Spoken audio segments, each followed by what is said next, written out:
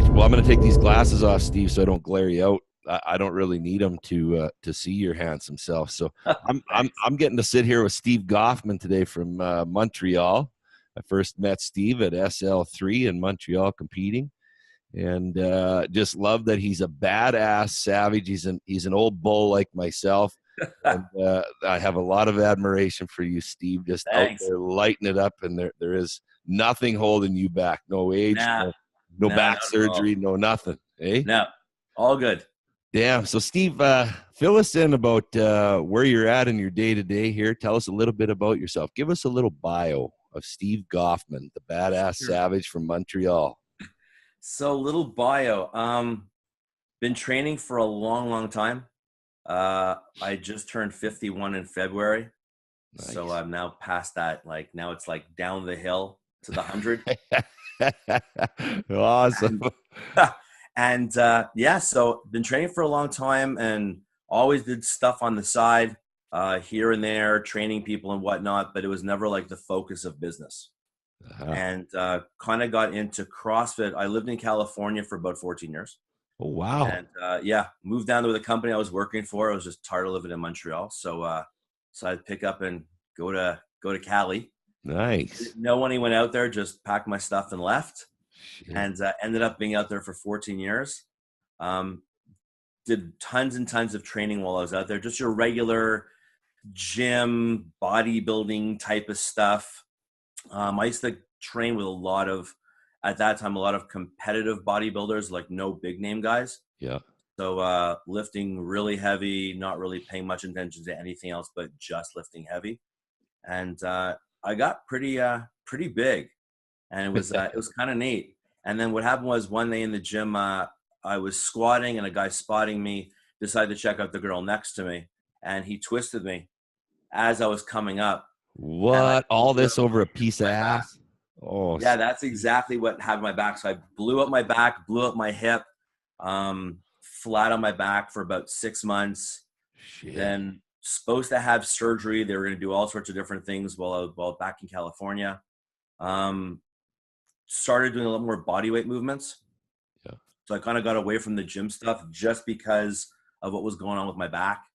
Um, it was really, really messed up. Good And damn. then moved back to Montreal and met a guy at work who was doing CrossFit. And he says, why don't you come and try this thing out? Because again, I was looking for a place to train and whatnot, and fell in love with it. It was a 20-minute workout. It was pull-ups, push-ups, squats, no weight whatsoever, only body weight stuff. And I figured, okay, so I've been training in the gym my whole life. How bad or how hard can this thing possibly be? Exactly. 20-minute workout, and halfway through it, I had to run outside and throw up in the street. Oh, And shit. pretty much fell in love with it from then on. And then as I was doing it, I noticed that all of the issues I was having with my back were completely gone. Wow. So everything was being strengthened up. Everything was super, super, super going really well. No more pain, no more issues with my back. The surgeon in California said, if you decide not to have it, because I was actually scheduled to have surgery a week before I moved back to Montreal, he's like, you know what? 10, 15 years down the road, you're most probably going to have to get something fixed. Yeah. And then someone, I think it was two summers ago, someone said, hey, Steve, you should try yoga, because yoga is really good for, you want to put on some size, you want to get stronger, stretch things out, loosen things up. You should go do yoga. And I'm like, all right, sounds kind of cool. I'll give it a shot. And I'm from the old school of, I don't believe in warming up. I don't believe in stretching. I never had an issue with that. Never stretched, never warmed up, never problems. Did yoga, and all of a sudden things started to get lit up in my back. I would have to actually sit on the bench after yoga class for 45 minutes because I couldn't feel my legs. What Like the hell? electricity shooting down it. Got MRIs done, ended up in the emergency room. I needed to stand up using the wall next to my bed. I couldn't get up. Jesus. Yeah, turned out, had an MRI done, and everything kind of completely fell apart on my lower back.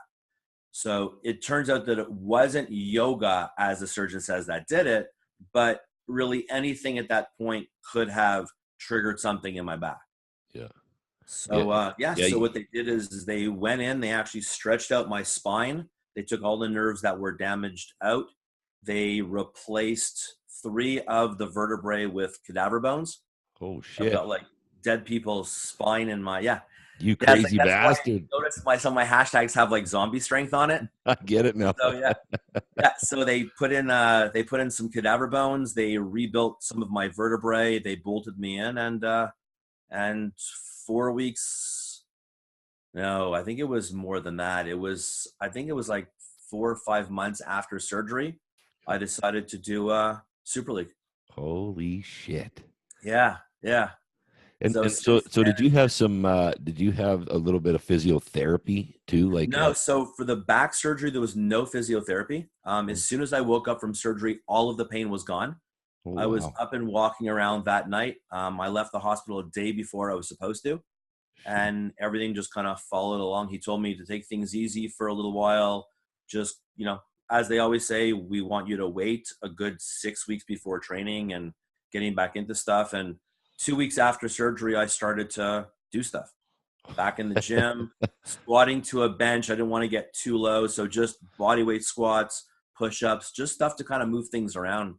And then things kind of progressed really, really fast from there. And then, but before all that, I've had both shoulders done, I've had an elbow done, and I've had a hernia surgery. So I've had 5 major surgeries in the last 4 years.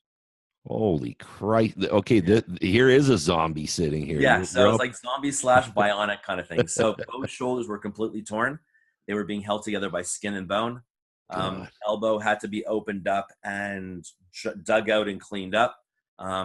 Hernia was done, and everything was done within like 5 years, 4 years. 4 years. Yeah. Holy shit! And now it's now the crazy thing is like everything is just stronger than ever. And So pain free, no pain. 100% pain free. So Super League, when we met, I think my 12 rep max at that time when I deadlifted was 315, Yeah.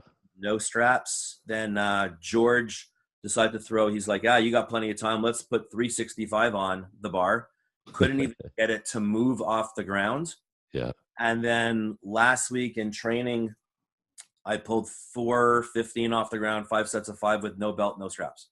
Shit, you're progressing fast Yeah. here. So since then I've done power series. I'm doing my second power series Sunday. Sunday. Yeah. I did combine last weekend.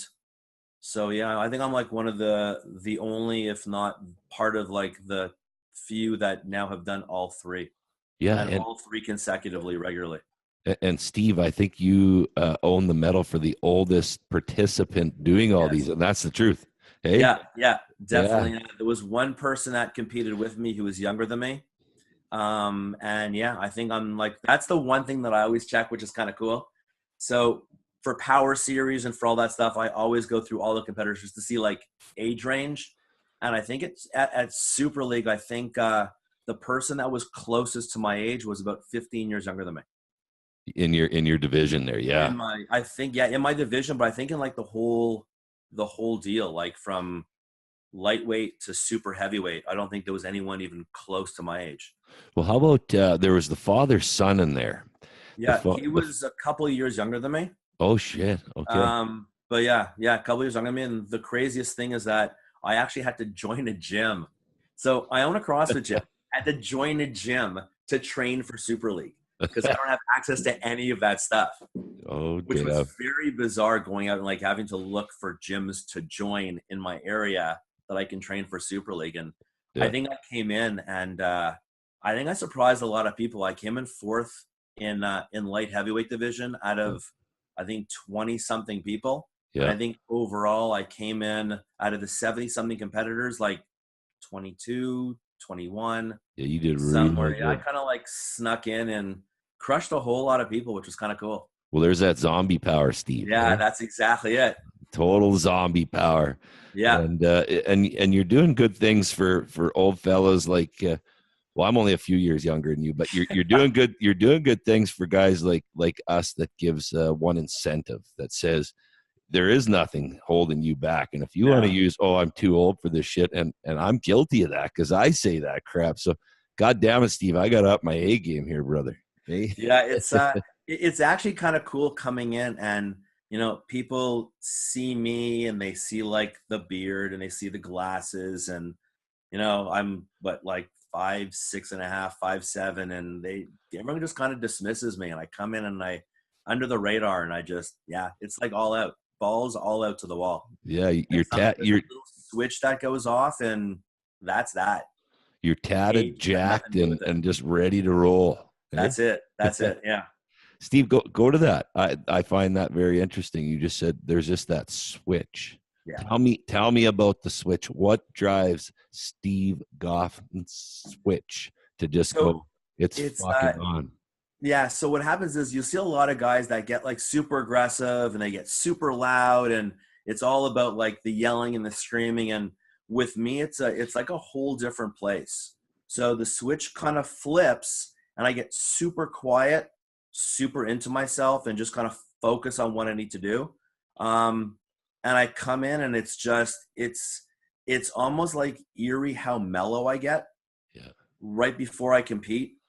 So there's not a whole lot of like pacing. There's not a whole lot of screaming and having to put on aggressive music. And I train, like, depending on what I'm training, like heavy deadlift sessions, I won't put music on at all.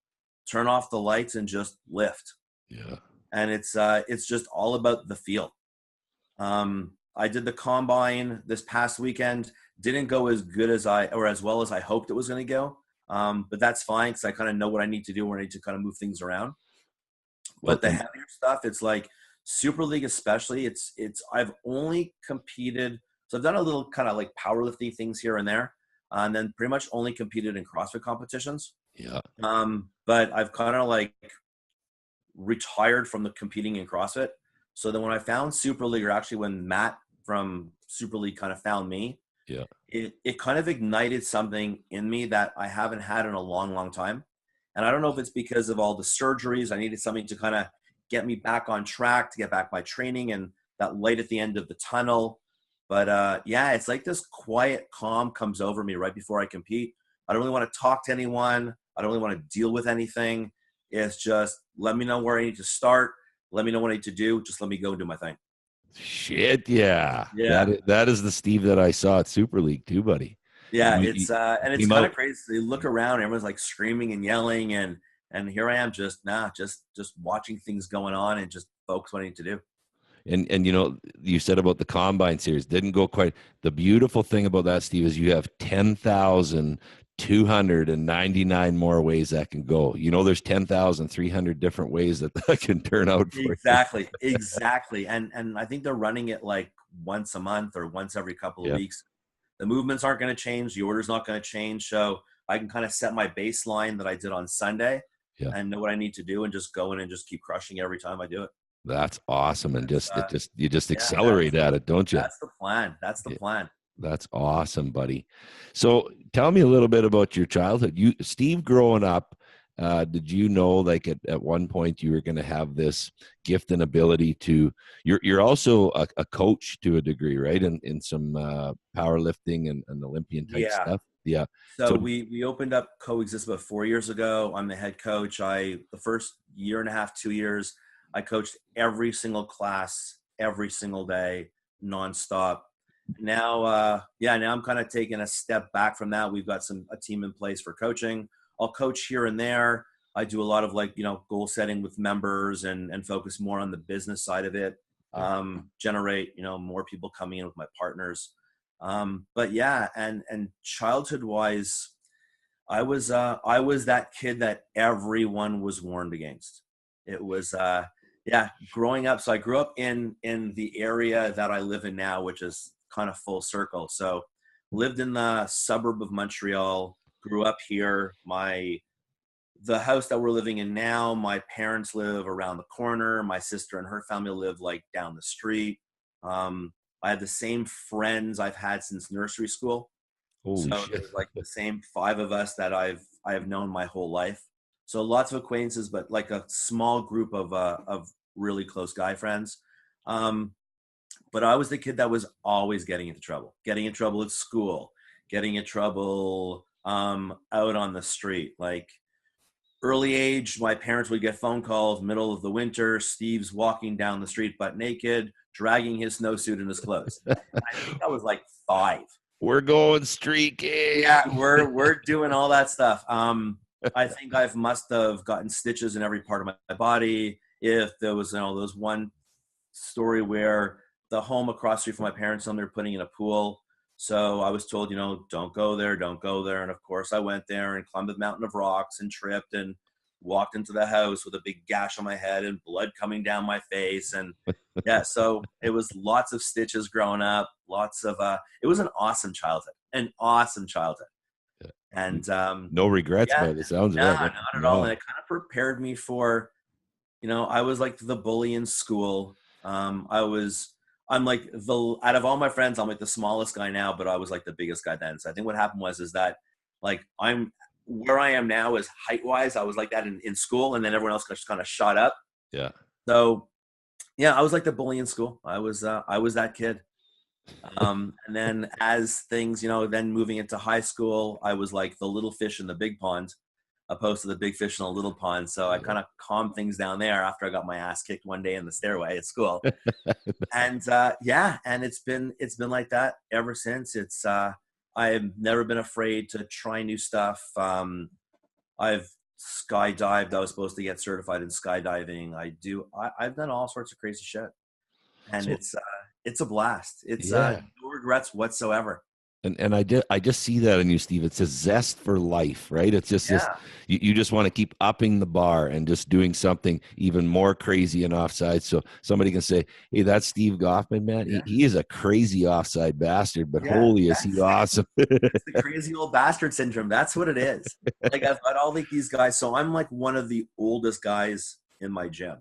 And by far, depending on certain movements, definitely one of the strongest. And these guys will come in and they're like half my age, and their goal is always to try to beat me in workouts. Yeah. And sometimes they will, and that's always cool because I've never had an issue with that. And then sometimes they won't, and they're like, Doc, like, what is this guy doing? Like, we don't get it.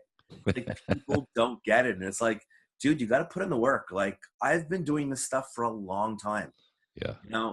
Like when I was like one of the only guys back in the day that would squat. Like, he would come in and, they'd have like the little, I call them the light bulb body, or like the beach body with the skinny legs and the big upper body, and you're walking around, and no one trained legs. No one trained legs because they didn't like it, because it was too hard. They didn't like to feel that way. And I was like, dude, I'm going to do legs again. Every second day I'm doing legs, because that's how it works. I want to go in, and I don't see the point of training unless you're going to go balls to the wall, ass out, and you literally are like done for the day.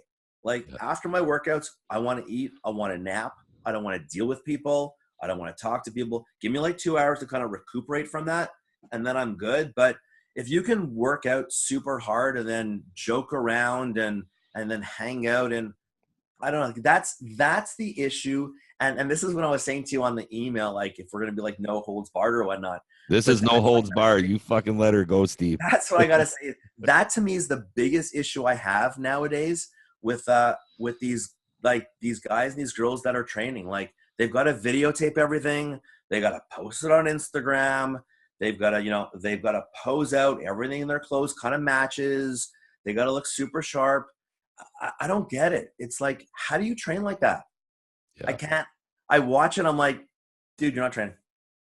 That's not training. If you can pick up your phone and record yourself working out, I'm sorry, you're not working out. And that's one thing we'll probably never get to understand with the millennials, right? And I mean, it's what they have available. You and I grew up not having cell phones, and then when the bag phone came out, we just thought that was the coolest thing. Yeah, the big thing. It was like a suitcase phone. Yeah, if I say that to my kids now, they're like, "What?" They don't believe that. Google that shit. You got access to it. Yeah. It was like this. The first cell phone was like bigger than my house phone. And like, what's a house phone? I'm like, okay, we'll discuss that another time. That's right up there with like toaster ovens and having to walk up to the TV to turn the dial to change the channel. Like, just no concept, eh? Just no concept to that shit. No, and it's like, and the funniest thing is that when I first got hooked into Super League, like one of the things is they want you to like, post on social media, and they want you to hashtag stuff and videotape stuff. I'm like, I don't even know if my phone has a camera on it. Like, I don't even know what people want me to do.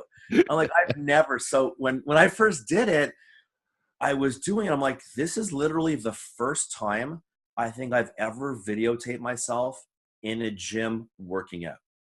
Like I've Shit. had people videotape me in competitions and lifting and stuff, and that's cool. But for me to actually sit there and like set things up, it was probably one of the most, not only weirdest, but the most uncomfortable feelings I have ever had. Having to like, like I don't know if it's like a marketing thing or whatnot, but I don't market myself. I'm not a brand. I'm the guy behind the gym. I'm the guy with the beard and the glasses. That heavy shit. Like whether I get one follower, whether I get 10,000 followers, I don't care. Like it doesn't. It's not part of my day where I give a shit what other people think and have to watch me do things. Good for you. So it And I was, think you've realized that that's a waste of energy and a waste of time and a waste of capacity that you could be out doing like stellar fucking top shelf shit like you're saying. that's exactly it. So when I'm seeing all of like the Super League videos and all the pictures that these guys are posting, and I'm not in any of them, I'm like, yeah, of course I'm not. A, because I'm not pretty. B, because Steve. I train with a shirt on. Like no one wants to use this as like marketing video type stuff. So if you look at all of like the Super League videos, and not to knock them, because I got to tell you, I fucking love these guys, and I've gotten really close with Matt. We've trained together, and Sue, and now yourself, and I'm emailing back and forth with Jay about Combine and trying to get that all figured out to help those guys out. So I love the organization. I love everything about it. It's just really funny when they throw up these marketing videos and there's like videos or pictures of these guys training. I'm like, yeah, crushed him, not in the top 10, crushed him. It's just really funny that it's the image. And I, by far, do not fit that image at all. And I love every fucking minute of it. That's awesome though. And you know what, I think that's so cool that you share that and you're open about that. And not only because of our age group and just learning to understand this is what these new millennials or kids have grown up with. And it can be used in a really good way, and it can be poison too at the same time. I get what you're saying. I like the fact, I love watching them too. And that shit juices me up. I mean, I love visual stuff, right? I like seeing that. No matter how hot the ass is or isn't, it doesn't matter to me. It's about the energy that's created, and it creates this energy about it. And I just think, I'm like you, I watched all of you guys. I'm just like, fuck, when you guys are in that ring and you were just laying it all down, it's just awesome, and that's the stuff I like being a part of. I have to say, probably like one of the most fun competition days I've ever had. It blew me away. And not to knock anything about those guys that do like to videotape themselves. If that's what they need to do and it works for them, that's great. But for me to go in and do that, it's like, I'm not that guy. I'm not that guy that videotapes myself working out. So let's sum that up. This is the most fun you've ever had with your clothes on, Steve. Yes. and I had to go buy a pair of like shorts. I had to go get a tank top.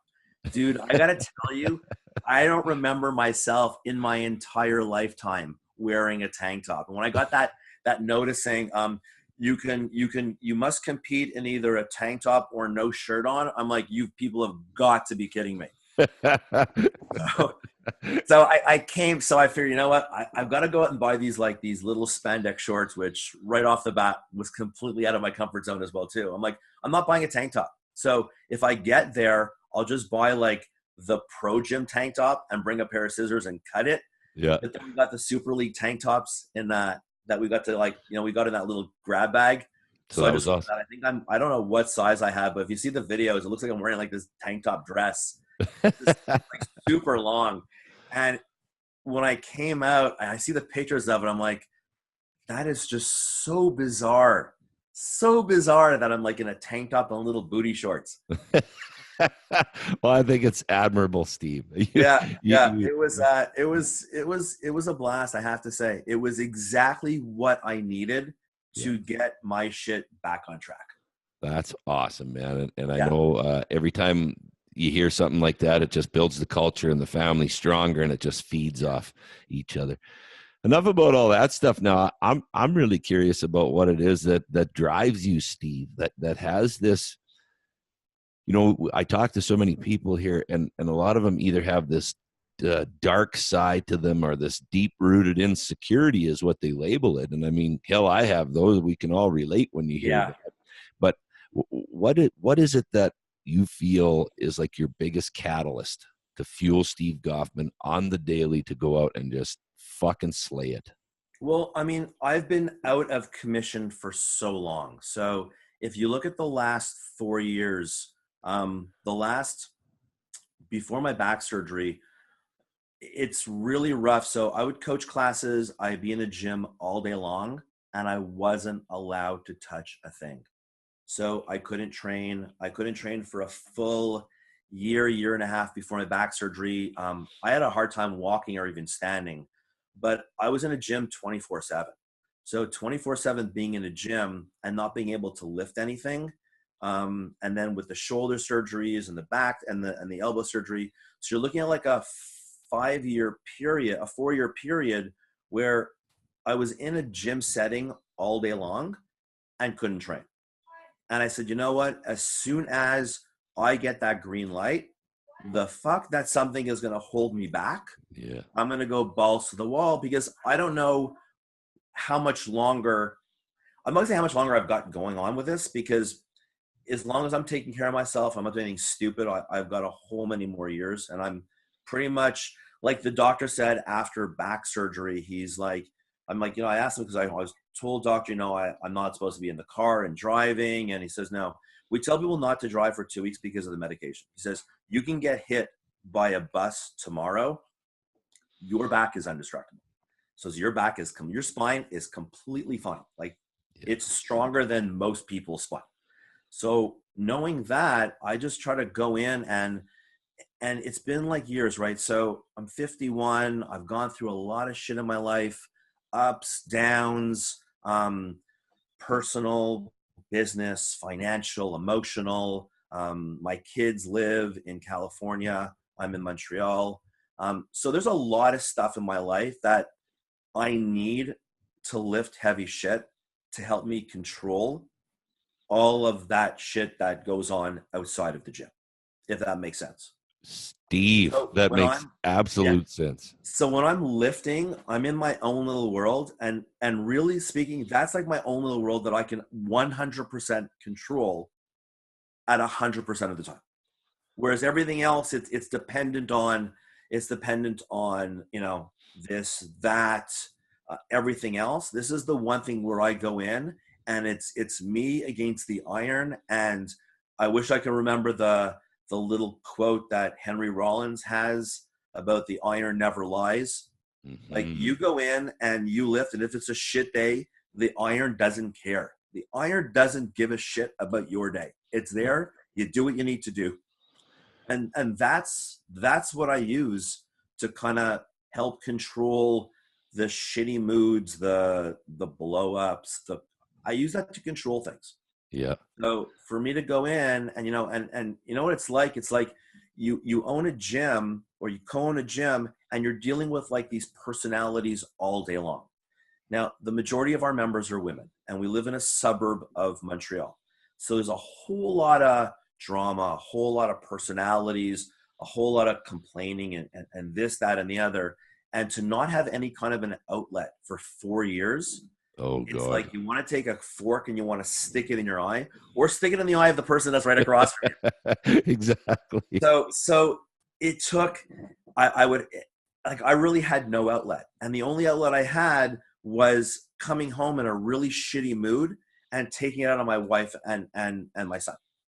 So I had to find a way to kind of control that, because there was no other outlet, right? Like if I had something else where, I can go, or I can hit a heavy bag, or I can go to the shooting gallery or the shooting range and do things to kind of let off some steam, I would do that. But my only problem is that I wasn't allowed or able to kind of do anything physical to let off steam, because my body couldn't handle it. Like my body was broken and shut down. Yeah. So I had to kind of hold all of this stuff in for 4 years. And then there was a day where, I don't know when it happened, but it was like my wife now we got this huge blowout, and I was like, sorry, but I've got nothing. Like, I've got nothing to help control the anger and the frustration that I've been building up for years. So then when I got that okay to hit the gym and go back to it, everything kind of like, it was like my version of like antidepressants. Shit, yeah. So and I thought about it. I thought, maybe I should go to the doctor. I can't train. I need something to kind of like to get my serotonin levels balanced and just kind of calm my ass down. Because when you're in it, you don't realize you're in it until someone points it out and you're like, oh shit, what am I doing? Like, this is my business and I'm pissing people off because I really don't want to be here right now. Like, I don't want to deal with people because I can't deal with people. So when it got that green light to train, it was instant therapy. And then I trained, I'd be, a few days a week here, a few days a week there, no real goals, just happy to get back into just lifting and moving and sweating and doing, and just get my heart pumping and my blood flowing and feeling things kind of like dusting the cobwebs off. And then here comes Matthew Park. Hey, Steve, I found you on Instagram. I actually think my wife even might have messaged Matt or tagged me in something that she saw on Instagram about Super League because she's known Reggie for a long time. Yeah. And she's like, why don't you just give this a try? Like, this looks right up your alley. It's bodybuilding.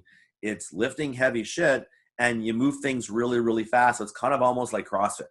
Yeah. So I'm like, this is kind of cool. And then Matt messaged me and we chatted for a bit. And I'm like, yeah, you know what? I would do this. I would definitely do this, but I got to find a gym because I got no equipment here that I can train on this kind of stuff.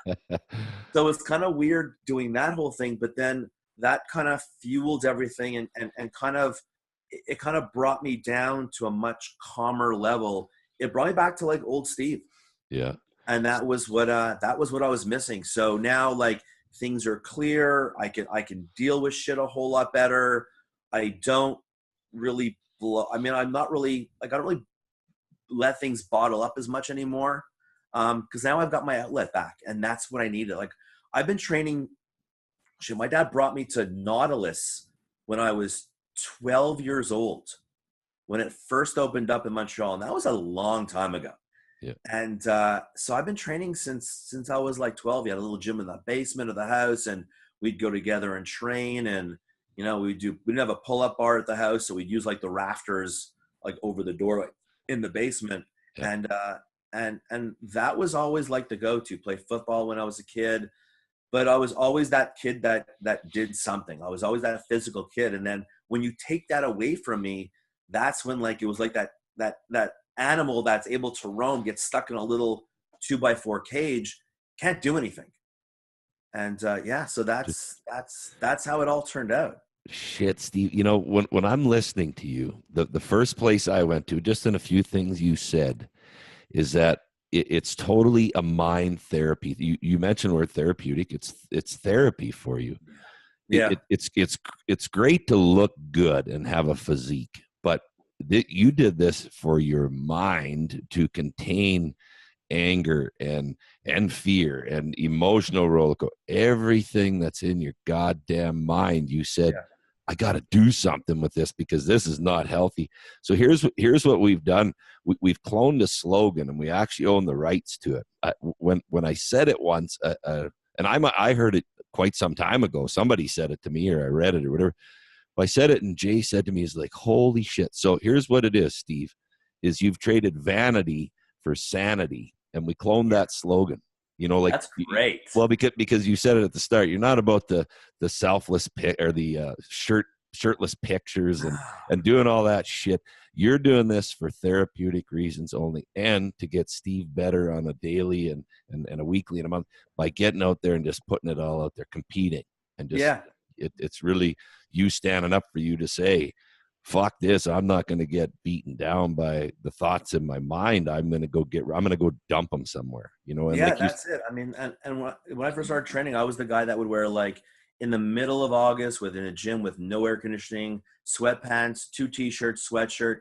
I just didn't give a shit. Like, it was always there was always that end result of looking really good and stuff and all that, but it wasn't the end all be all. I mean, I'm one of the shortest guys out of all of my friends. So if you want to call it, like, I wouldn't call it self-conscious, but it was almost like, okay, so I'm the shortest guy here, so I got to be the strongest guy because that's just how my brain works. So Nice. so for me to go in and bust out weight, it's like, it's really cool when people actually stop what they're doing to watch me lift.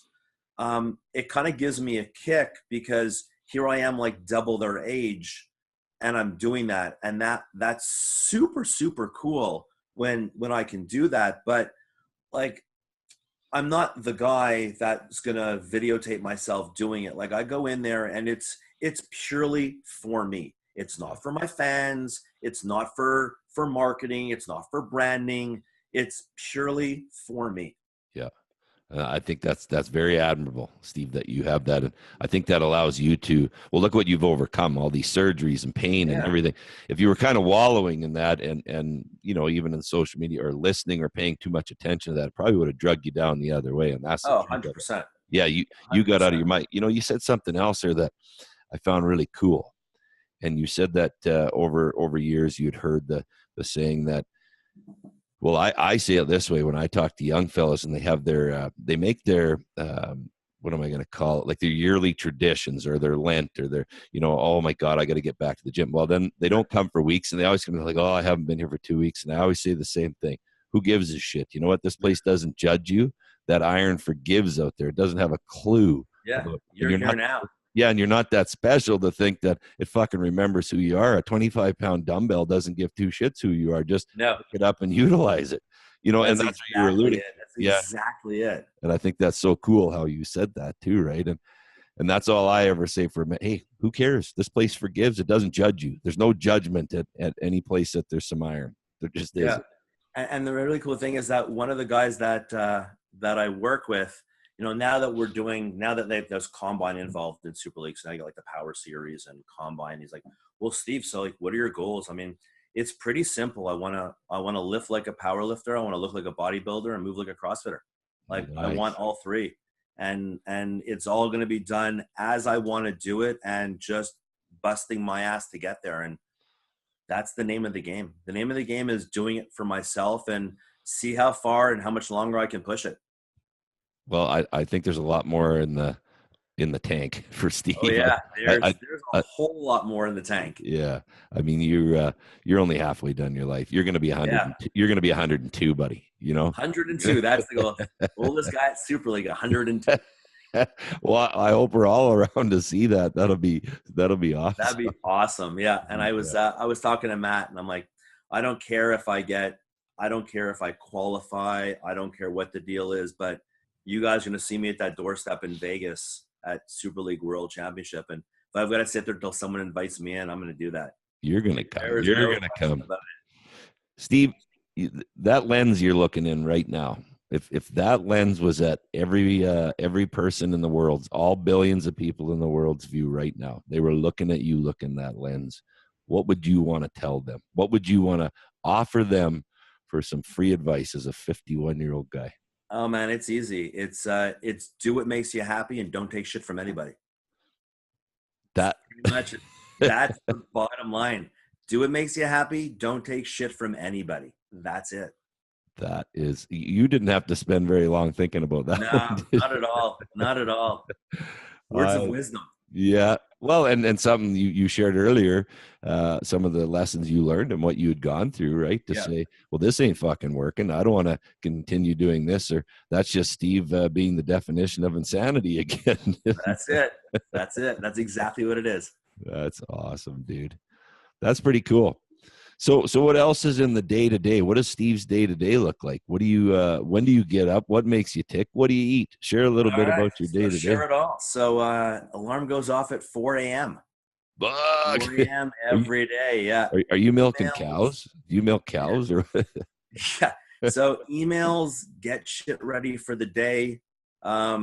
Get to the gym at 6, open it up on the days that I coach, do some classes, do what I need to do. I'm the guy that you'll see at 4:30 in the morning, 4:30 in the morning, barbecuing in the backyard. Uh, Food for the next few days. So Yeah. we do a lot of beef, a lot of sweet potatoes, a lot of rice. So we follow something called periodization. So it's RP, and it's kind of cool. It's nutritional. So it's everything is measurable, and you eat according to the days or the times that you train. The days that you don't train, you eat a specific way. Yeah. So it's, more carbs right after you train, less before. Been following that for a long time. It's gotten me really far. It's designed by powerlifters, so as you know, their goal is to get super late on the scale and put up some heavy numbers. Yeah. So I do that. I get everything ready for the day. Get to the gym at 6. Coach classes or deal with emails and member stuff and marketing stuff and find new ways or new programs to get people in. They will probably train around 10 to 12, might do some more classes. Then if I decide to stay at the gym, I stay for the rest of the day. If not, cut out, head home, errands, whatnot, dinner with the family on the days that we're all around together. My wife and I kind of work same schedules, different schedules depending on the day. Yeah. That's it. It's pretty basic. Watch wrestling on TV. It's Nice. blast. Yeah. And then it's just rinse and repeat the next That's day pretty. again. It's exactly what it is. It's exactly what it is. Every day is relatively the same. We'll see my family every couple of weeks, but everything is pretty much. I'm a creature of habit, I guess. It just kind of rules out that way. Yeah. Well, and I think you've dialed in to know that that's what it takes to make Steve tick, Yeah. for the good, right? You shared that earlier, that anytime you were feeling uncomfortable or pissed off, it was probably because something crept in and you didn't have control over it. I mean, Yeah, and I like to have my schedule like relatively specific, especially in the mornings. yeah, So mornings, it's like I get up and I've got like my little morning routine ritual from when I wake up until I leave in the house in the morning. And if anything kind of throws me off or goes wrong, it literally fucks up my entire day. yeah, So if I'm looking for something specific and I can't find it because someone put it like in a different drawer, and I'm like, I got to spend like 10, 20 minutes looking for something or figuring out, oh shit, like this was supposed to happen today, but I don't have any more of this. It throws me completely off. yeah. So creature of habit is, I guess, yeah, that's what I've turned into be. Wow. Like that Well, crotchety old creature of habit guy. no, you know what?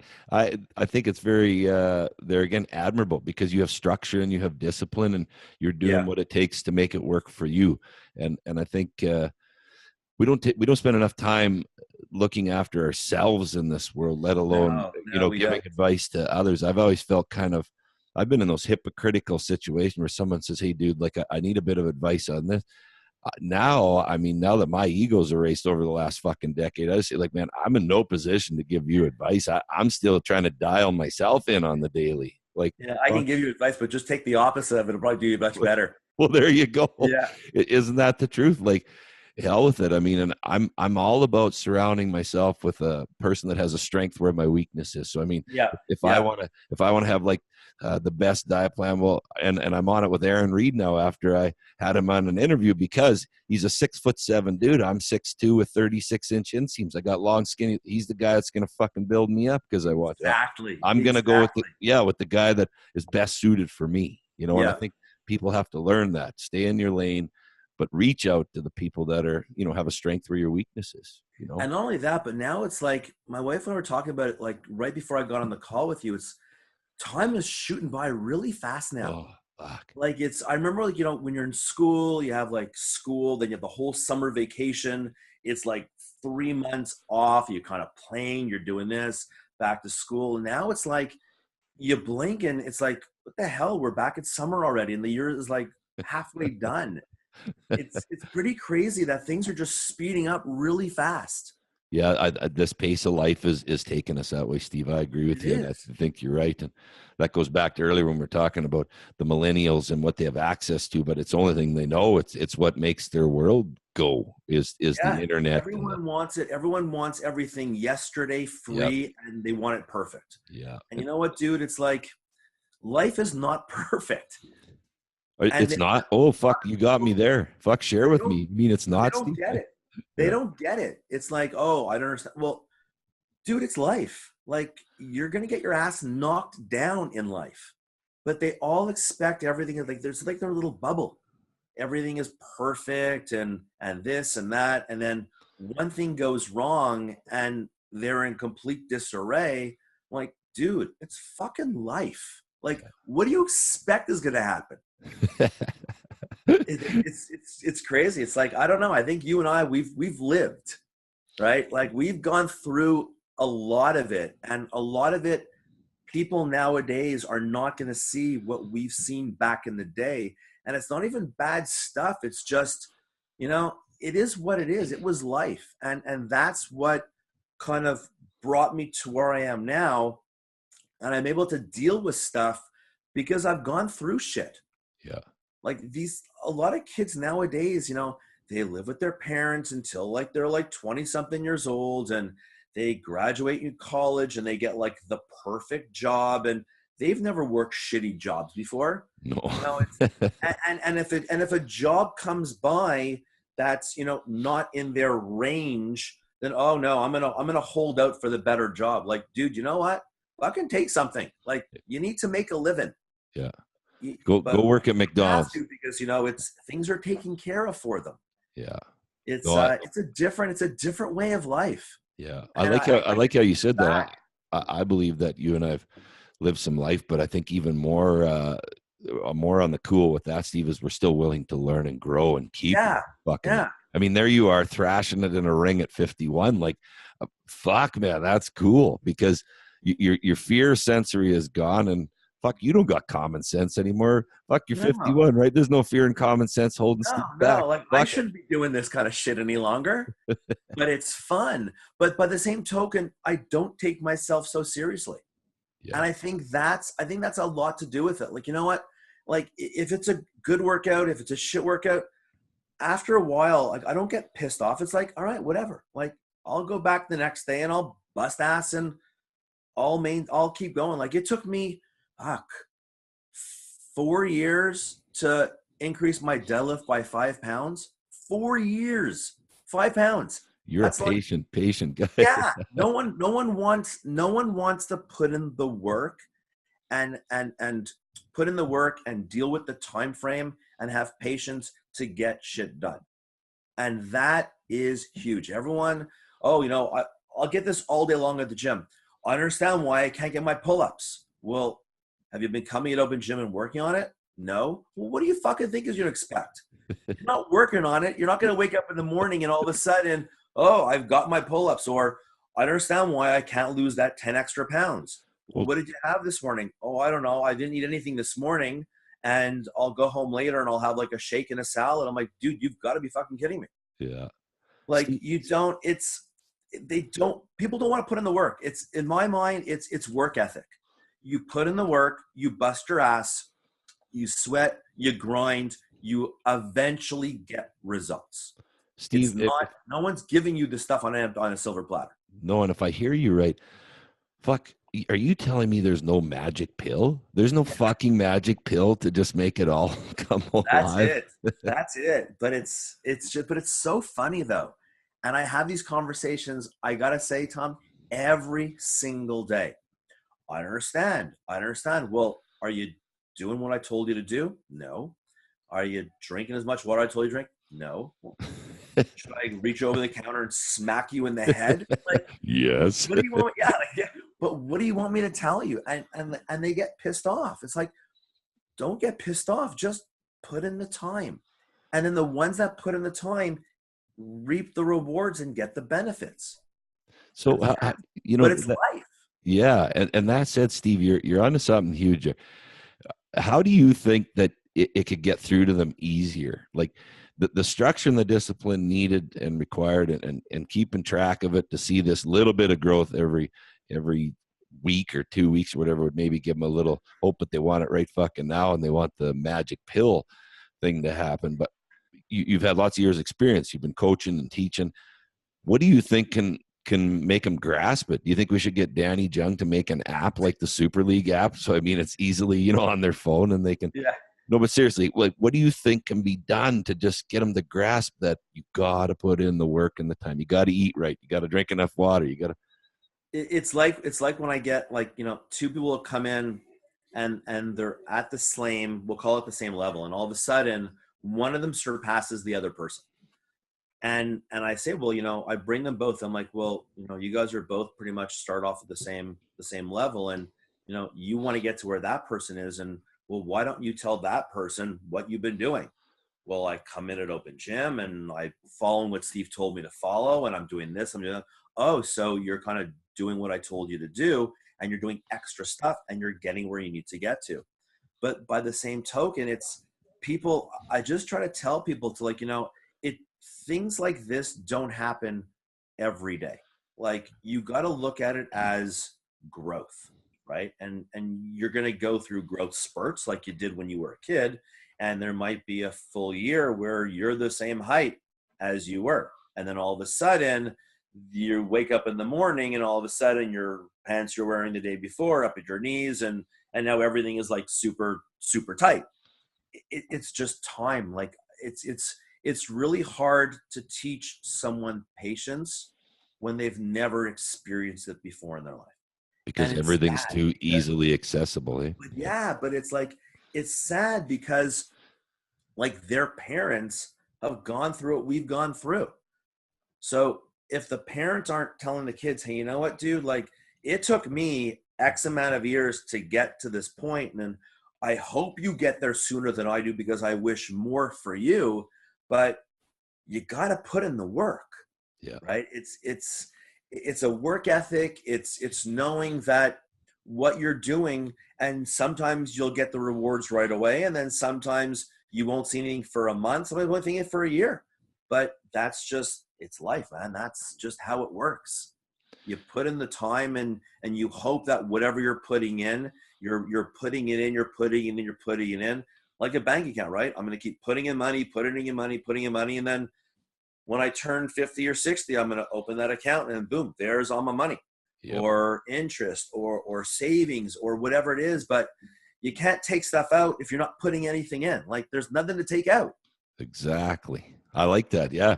So if they could work this in that same kind of a compound theory and realize that, you'll get out what you put in, but it takes time. It's really, but what you're putting in, you got to put in the right work. Right. Like if I keep doing things over and over and over again, and I'm doing it shitty the first time, then I can't expect it to be perfect when I take it out. It's always going to be shitty. So that's like that perfect practice makes permanent, right? Everyone says, oh, practice makes perfect. It's like, no, it's like perfect practice makes permanent. So whatever I'm doing, I need to make sure that I'm doing it right, or else I'm wasting my time because I'm never going to get to where I want to get to because all I'm doing is just doing the wrong thing over and over and over again. Yeah. So that's where like people like me come into play, and we, my job is to make sure that people do things properly. So we won't let people put weight on the bar if their technique sucks ass. Yeah. And I've actually have had people walk out, these big guys come in, they go to the gym down the street. They want to try out CrossFit. They want to, I can lift that. No problem. I know what I'm doing. Dude, you don't, but let's see what happens. And they come in and their technique is awful.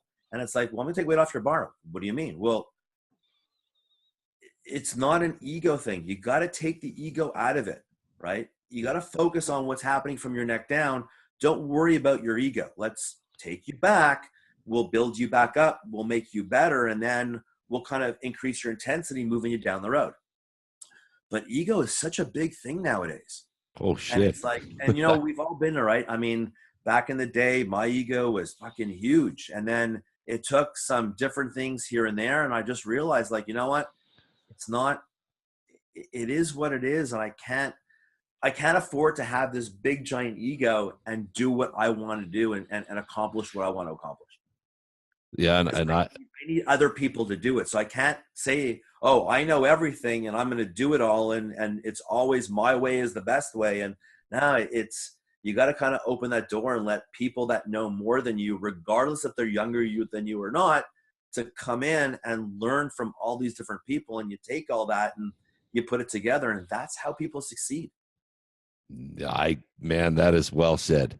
And I think if there's anything that someone could maybe take out of that is to say, let's do a personal moral inventory of myself and see where my ego lies and really start to pay attention to it. It isn't yielding me a result by being self-centered and egotistical. Like I have to, exactly. I have to take and harness that energy and put it into my workout instead of how I look, in the eyes of other people or how it, No, so true, Stephen. I think maybe it's because you and I are of that older generation that we came. I had the same. I had the insecurities and I had the ego. I still have some of those things, but not to the degree. I think everyone does. It's just a matter of I'd rather walk really quietly and let the end result speak for itself than have to cause this big, like, egotistical, like, emotional outburst and have people stare, and then it kind of works, it doesn't work. You look like an asshole at that point. Exactly. So I'm a firm adage, like, you know what? I'm gonna, like, come in under people's radars. You're not gonna even know that I'm there until I kick your fucking ass. Yeah, and that's the way it's gonna be. And damn right. That's what gives me. But that's what it is. At 51 years old, I get a kick out of that. I really, really do, and it's a lot of fun. Nice. I think you found your niche. Yeah. And I like that, under the radar, the quiet killer. Eh? That's what it is. Pretty good. So what's the next big thing in Steve's world that you're about to tackle or entertain? So let's see. We're going to go Power Series on Sunday. Yep. And then probably handle Combine in 2 more weeks. Yeah. And then it's, then just train, and hopefully the summer will be here soon and do more stuff outside, and just train and just kind of get things ready, and hopefully Vegas is in the sights this year. That's awesome, buddy. I like that. Steve, I really appreciate this, man, and what a story you had to tell. Much. This is a blast. Yeah, and I I always say this: if one person can just resonate with something you said there today, man, we're winning. And 100%. Yeah, and you do that and calculate by all the time, all the people we end up talking to, and that I just feel that this will be a really good thing, and you gave me some pieces. I'm getting so many pieces out of doing this. It isn't even funny to say, like, that was a hole I had in the jug. Now I got a plug to put in there, and I'm gonna work on that. That's awesome. No, I really appreciate this, Steve, and you take. And hopefully we get to see each other soon again too. Oh, we will. And for now, I like watching you on the screen, man. It's pretty good. You're out there slaying it and showing all the young bastards how it's done. That's it. That's how it is. That's good stuff, Steve. Fun stuff. Hey, thank you so much, Tom. Thank you, bud. And we'll talk to you real soon. You bet. Train insane and be ready, my brother. That's it. Take care. You too, Stevie. Bye-bye. Bye.